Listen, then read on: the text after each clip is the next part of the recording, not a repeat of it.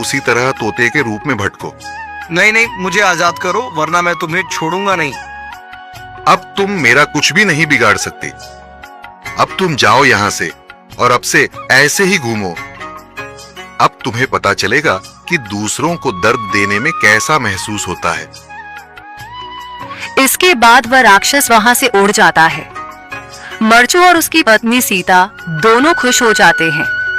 मरचू पहले की तरह काम करने लगता है। वह और उसकी पत्नी दोनों खुशी खुशी जिंदगी गुजारने लगते हैं।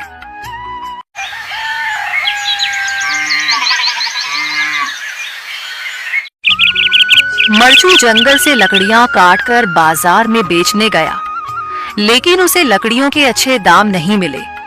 इस पर मरचू ने कहा, अरे भैया, इतने कम पैसे?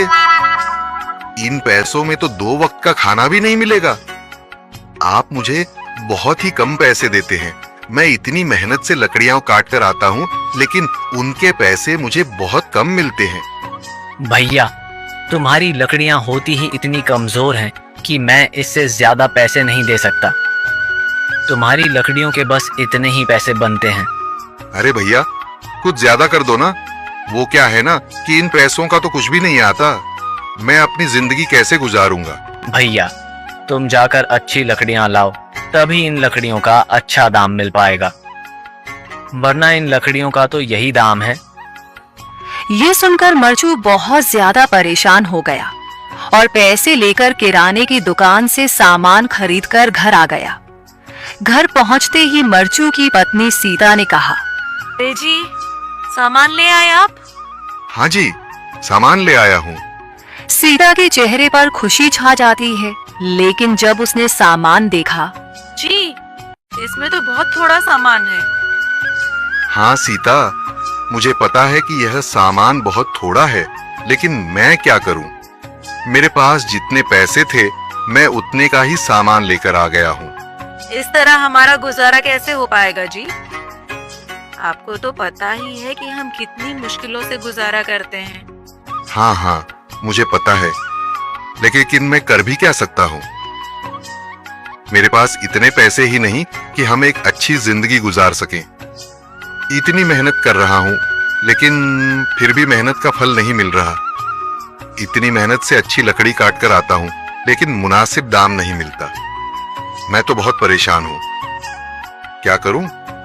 कहाँ जाऊँ? अरे जी, आप परेशान न हो, आप कोई और काम देख लें।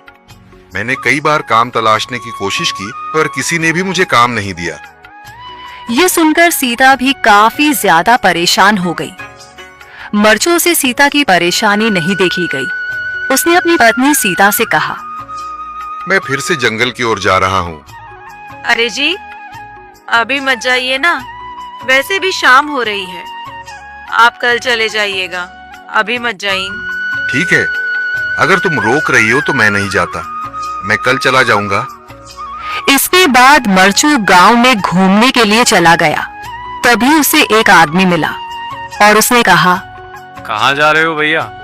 और सुनाओ, क्या हाल चाल है? जिंदगी कैसे गुजर रही है? अरे भैया, तुम्हें तो पता है कि लकड़ियां काटकर कैसे गुजारा होता है। हाँ भैया, तुम सही कह रहे हो। और आसपास के जंगलों में अच्छी लकड़ियां भी नहीं है।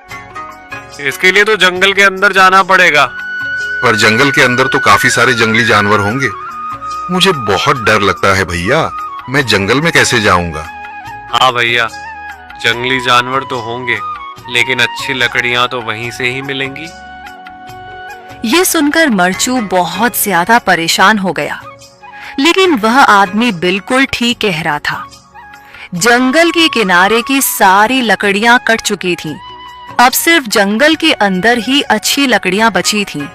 अगली सुबह मरचू